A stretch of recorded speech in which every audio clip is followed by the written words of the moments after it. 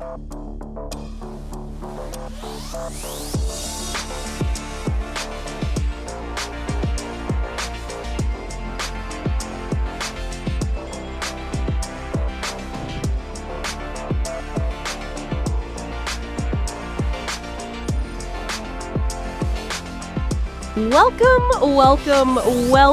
to the Bitcoin Street Journal podcast. I'm Autumn, your resident Bitcoin maximalist, and oh my Satoshi, do we have an absolutely incredible show for you today. September 4th, 2025, and Bitcoin is sitting pretty at $110,919. Can you believe it? We told you this was coming. And I'm Darren, your co-host and fellow Orange Pill evangelist. Autumn, the energy in the Bitcoin space right now is absolutely electric. We're witnessing history unfold before our very eyes. The institutions are capitulating. The mining powerhouses are reaching unprecedented heights. And the FUD machine is being systematically destroyed by Bitcoin's relentless march toward global monetary dominance. That's right, Darren. Today we're diving deep into the most explosive Bitcoin news of the week. We've got mining companies absolutely crushing earnings records, September proving once again that Bitcoin doesn't care about your seasonal FUD, El Salvador leading the global adoption charge like the absolute legends they are, and yes, we're gonna roast some altcoins because somebody has to tell the truth around here. Before we jump into the meat and potatoes, let's address the elephant in the room. Bitcoin at $110,000. This isn't a fluke. This isn't a bubble. This is mathematical inevitability playing out exactly as we predicted.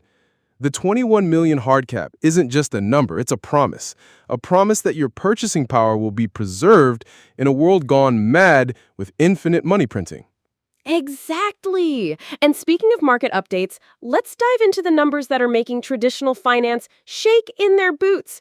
Bitcoin's market cap has officially surpassed $2.1 trillion. That's larger than most countries' entire GDP.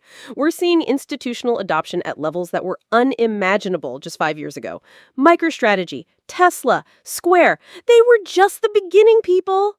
The hash rate is sitting at an all-time high of 850 exahashes per second. That's 850 quintillion hashes every single second, securing the most powerful computer network in human history.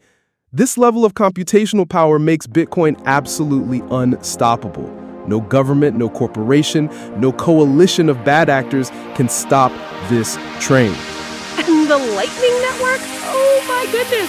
We're looking at over 15,000 public nodes with a network capacity exceeding 5,000 Bitcoin. Instant, cheap, final settlements happening every millisecond across the globe. This is the payment rails of the future, happening right now. Now let's talk about the powerhouse explosion happening in Bitcoin mining. Marathon Digital just reported their Q3 earnings, and folks, these numbers are staggering. They mined 4,200 Bitcoin in the quarter, representing a 47% increase year over year. Their revenue hit $312 million, with profit margins that would make any traditional business weep with envy. But that's just the beginning. Riot Platforms announced they're expanding their Texas facilities with 50,000 additional next-gen ASIC miners. This isn't just growth, this is explosive expansion that's reshaping the entire mining landscape. They're projecting their hash rate to exceed 30 exahashes by year-end. And here's what the mainstream media won't tell you about these mining companies. They're not just businesses. They're the guardians of the Bitcoin network. Every hash they contribute makes Bitcoin more secure, more decentralized, more unstoppable. When Marathon and Riot expand, they're literally fortifying the foundation of the future global monetary system. CleanSpark just dropped their bombshell announcement, too. They've secured financing for another 200 megawatts of mining capacity in Georgia. That's enough power to mine approximately 800 Bitcoin per month at current difficulty levels. These companies aren't just profitable, they're printing money in the most literal sense. What we're witnessing is the industrialization of Bitcoin mining transitioning into the optimization phase. These aren't garage operations anymore. We're talking about multi-billion-dollar enterprises with sophisticated renewable energy partnerships, cutting-edge cooling technologies, and operational efficiencies that rival any Fortune 500 company. Now, let's talk about how Bitcoin is destroying the September FUD once and for all. Every single year, the same broken record plays. Bitcoin always crashes in September. September is historically bad for Bitcoin. Sell in September and come back in October. Wrong, wrong, wrong. Bitcoin has gained 18% this September alone. 18%! While traditional markets are wobbling, while precious metals are stagnating, while altcoins are bleeding out, Bitcoin is doing what Bitcoin does best, going up.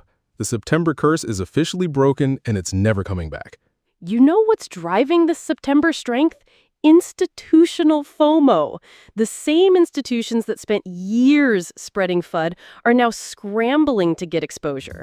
BlackRock's Bitcoin ETF just crossed $35 billion in assets under management. Fidelity isn't far behind with $28 billion. These aren't retail investors panic buying. This is smart money recognizing inevitability. The macro environment is perfectly aligned for Bitcoin's continued ascent. Federal Reserve policy remains dovish, inflation concerns persist despite official narratives, and global debt levels continue reaching astronomical heights. Bitcoin isn't just performing well in September, it's performing because it's the only rational response to coordinated monetary debasement. Let's pivot to the absolute heroes of Bitcoin adoption, El Salvador and their fearless leader, President Bukele. While other world leaders are still trying to figure out what Bitcoin even is, El Salvador just announced they've crossed the threshold of 3,000 Bitcoin in their treasury reserves. 3,000 Bitcoin! But it gets better. El Salvador's Bitcoin education program has reached over 2 million citizens, 2 million people who now understand the difference between sound money and fiat currency debasement. They're not just buying Bitcoin, they're building a Bitcoin-native economy from the ground up. This is what real adoption looks like. And the ripple effects are incredible. Panama's exploring similar legislation. Paraguay is considering Bitcoin legal tender status. Even Argentina, despite their government's resistance, is seeing massive grassroots Bitcoin adoption as their peso continues its inevitable march towards zero. The dominoes are falling, and they're falling fast. The Bitcoin circular economy in El Salvador is thriving beyond anyone's wildest expectations.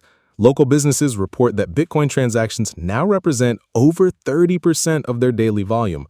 Tourism has increased by 200% since Bitcoin adoption, with Bitcoin enthusiasts from around the world flocking to experience the future of money firsthand.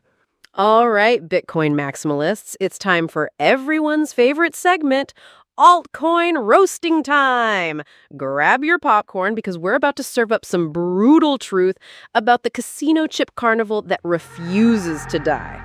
Let's start with Ethereum, shall we? Oh, Ethereum, the world computer that can't even handle a moderately popular NFT drop without gas fees exploding to hundreds of dollars? They promised us ultrasound money and delivered ultrasound nonsense. While Bitcoin's monetary policy is set in mathematical stone, Ethereum continues changing its rules like a rigged casino, adjusting the odds mid-game. And don't even get me started on Cardano. Peer-reviewed research, they said. Academic rigor, they promised. Years of development, and what do we have to show for it? A blockchain that moves slower than government bureaucracy and smart contracts that are about as smart as a box of rocks. Meanwhile, Bitcoin just works. Every single day, for 7 years straight. Let's talk about Solana, the Ethereum killer that kills itself more often than anything else. How many times has the Solana network gone down this year? I've lost count. But hey, at least the outages are consistent. You know what's never gone down in over a decade? The Bitcoin network. Uptime is not negotiable when you're building the foundation of global finance. And can we please talk about all these Bitcoin killers that were supposed to dethrone the king? Where are they now? Remember Bitcoin Cash?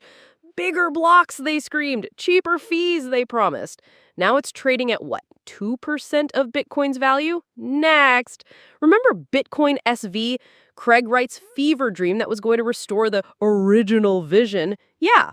How's that working out? The fundamental problem with every single altcoin is that they're solutions looking for problems that don't exist. Bitcoin solved the only problem that mattered: how to create digital scarcity without a trusted third party. Everything else is just elaborate theater designed to separate you from your Bitcoin. Stay humble, stack sats, ignore the noise. Time for our lightning round and educational moment. Darren, give our listeners the most important Bitcoin concept they need to understand right now. Time preference. Bitcoin is teaching humanity about low time preference thinking. Instead of consuming everything immediately, Bitcoin rewards patience, saving, and long-term thinking. When you hold Bitcoin, you're not just holding an asset, you're participating in a global shift towards sustainable, thoughtful economic behavior. This is why Bitcoin fixes everything. Perfectly said. Quick question for our audience. At current prices, how many Satoshis can you get for $100? Remember, there are 100 million Satoshis in one Bitcoin. Do the math, stack accordingly, and remember, every Satoshi matters when we're heading to hyper-Bitcoinization. Daily reminder: dollar cost averaging into Bitcoin isn't just an investment strategy, it's a life strategy. The fiat system is designed to steal your purchasing power through inflation.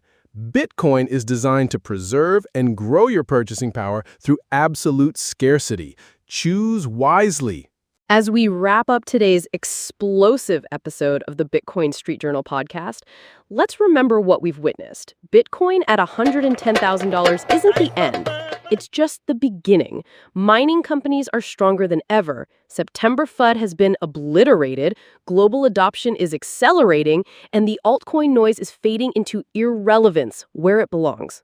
The future is Bitcoin, the future is now, and the future is unstoppable. To everyone listening, whether you're a seasoned Bitcoin veteran or someone just discovering the orange pill, remember this: you're not just investing in Bitcoin, you're investing in human freedom, economic sovereignty, and a world where your wealth can't be debased by central bank printing presses. Keep stacking those sats, keep spreading the orange pill, and keep believing in the inevitable Bitcoin future. This has been Autumn and Darren from the Bitcoin Street Journal podcast. Until next time, remember, Bitcoin fixes everything. Stay humble, stack sats, and we'll see you next week when Bitcoin is probably at $120,000. Peace out, Bitcoin maximalists. But wait, we're not done yet. Before we sign off, we absolutely need to talk about the elephant in the room that's getting bigger every single day: central bank digital currencies. The CBDCs are coming, people, and they represent everything Bitcoin stands against. While we're celebrating our decentralized, permissionless, censorship-resistant digital gold, governments worldwide are rushing to create their own digital surveillance coins. Autumn, this is exactly why Bitcoin's timing is so perfect. While China rolls out their digital yuan with complete transaction surveillance, while the European Central Bank prepares their digital euro with programmable spending controls, while the Federal Reserve quietly develops their Fed coin with expiration dates, Bitcoin stands as the only alternative that preserves financial privacy and individual sovereignty. The contrast couldn't be clearer.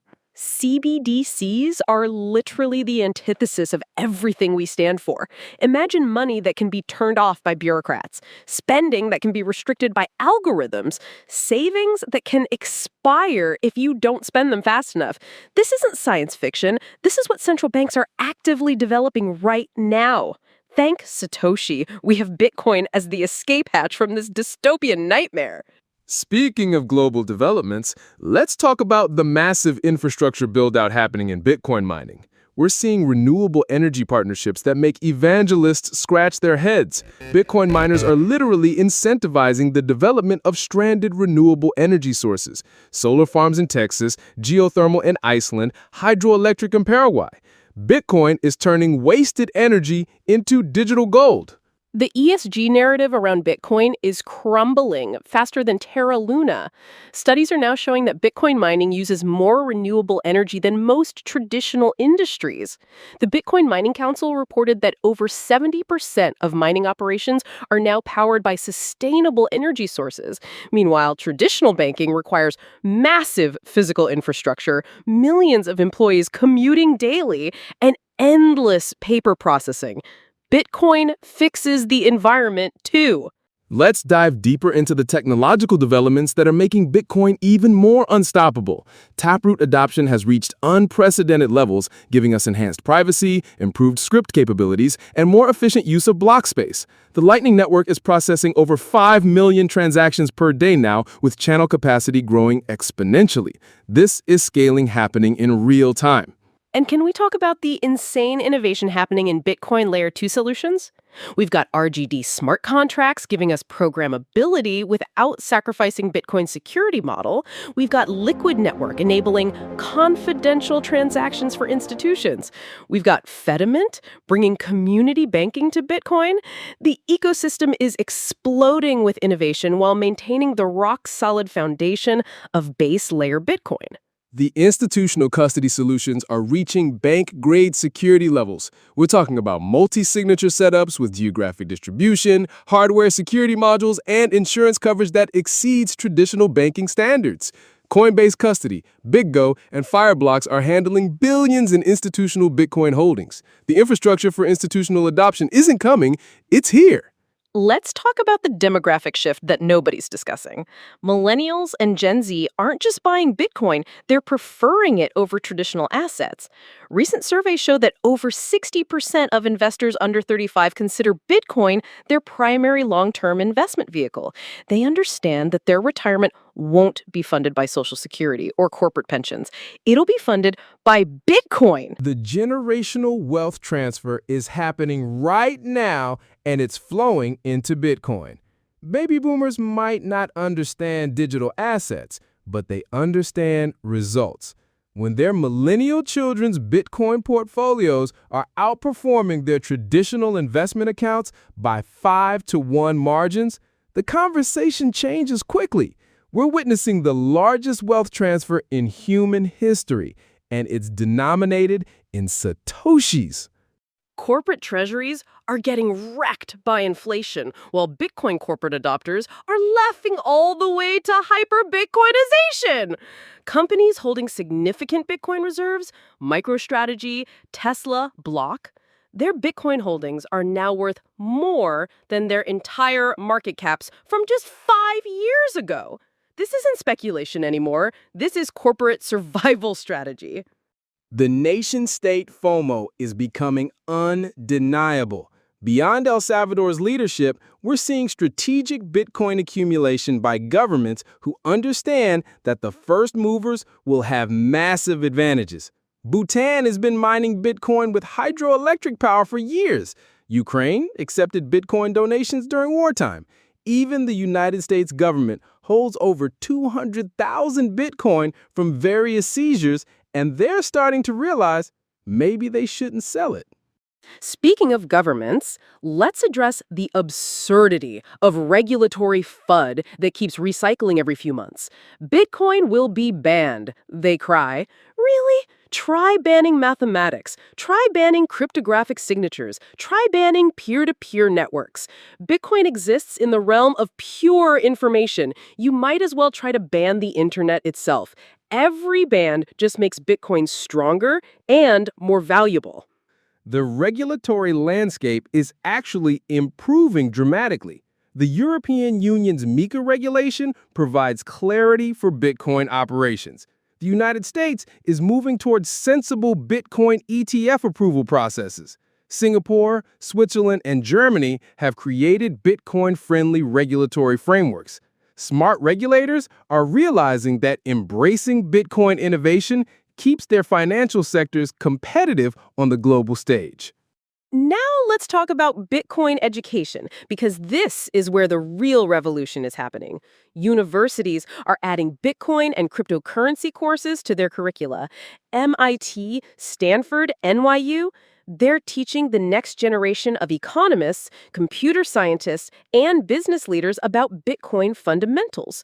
We're creating an army of Bitcoin native thinkers who will never accept fiat system limitations. The grassroots Bitcoin education movement is unstoppable. Bitcoin meetups in every major city, Bitcoin conferences drawing tens of thousands of attendees every month, Bitcoin podcasts reaching millions of listeners monthly. The orange pilling is happening at exponential rates. People are learning about monetary history, Austrian economics, and sound money principles. This isn't just financial education, this is economic awakening. Let's talk about the game-changing developments in Bitcoin self-custody. Hardware wallet adoption is exploding. Ledger, Trezor, Coldcard. These devices are becoming as common as smartphones among serious Bitcoiners. Multi-signature setups, time-locked transactions, inheritance planning. We're seeing Bitcoin hodlers become their own banks with security that exceeds traditional financial institutions. The phrase, not your keys, not your coins, has become more than just a meme. It's become a life philosophy. Bitcoiners are learning operational security, understanding private key management, and taking personal responsibility for their wealth in ways that previous generations never could. This isn't just about money, this is about sovereignty, independence, and financial self-determination. The Bitcoin circular economy is expanding beyond anyone's wildest dreams. We've got Bitcoin-only businesses, Bitcoin salary payments, Bitcoin mortgage companies, Bitcoin retirement accounts. People are living entirely on Bitcoin Standard. No more conversion to fiat, no more banking intermediaries, no more monetary middlemen. This is the future of commerce, and it's happening right now. The innovation in Bitcoin native financial services is mind-blowing. Bitcoin-backed loans without selling your stack. Bitcoin yield generation through Lightning routing. Decentralized Bitcoin exchanges with atomic swaps. We're building an entire parallel financial system that operates on Bitcoin rails without the inefficiencies and corruption of traditional banking. Let's address the elephant in the room that traditional finance doesn't want to discuss: Bitcoin's deflationary pressure on everything else.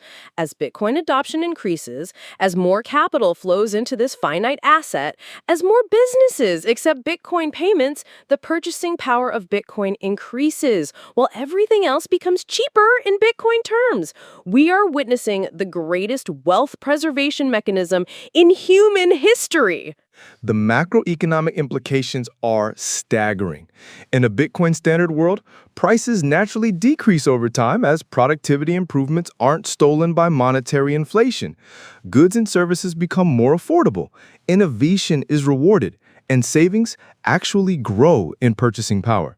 This isn't just about investment returns. This is about fixing the fundamental distortions created by fiat monetary systems. Can we talk about the incredible resilience Bitcoin has shown through every crisis? COVID-19 pandemic, Bitcoin thrived. Banking system stress, Bitcoin thrived. Inflation concerns, Bitcoin thrived. Geopolitical tensions, Bitcoin thrived. Every crisis proves that Bitcoin isn't correlated with traditional systems. It's the antidote to traditional system failures. Bitcoin's anti-fragile nature is becoming more apparent with every market cycle. Traditional assets crash and take years to recover. Bitcoin crashes harder, but recovers faster and reaches new all-time highs. Each cycle creates stronger hands, better infrastructure, and wider adoption. What doesn't kill Bitcoin literally makes it stronger. The network effects are becoming unstoppable. Every new Bitcoin user increases the value for every existing user. Every new merchant accepting Bitcoin increases utility for everyone. Every new developer building on Bitcoin strengthens the entire ecosystem. We are witnessing Metcalfe's law in action. The network's value grows exponentially with each new participant.